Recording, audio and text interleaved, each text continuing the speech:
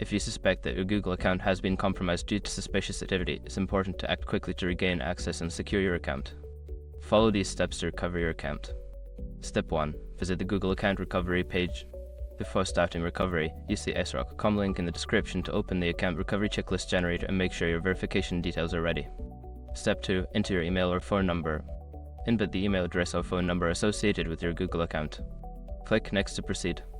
Google will use this information to identify your account. Step 3. Verify your identity. Follow the prompts to verify your identity. This may include answering security questions, entering a verification code sent to your registered phone number or email, or confirming your identity through other recovery options. Step 4. Change your password. Once your identity is verified, you will be prompted to change your password. Choose a strong, unique password that you haven't used before. This will help secure your account against future unauthorized access. Step 5. Review account activity and security settings.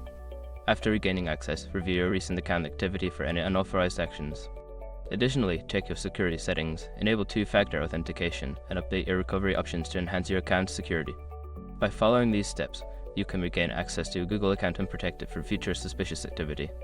Always remember to keep your account information secure and monitor for any unusual activity.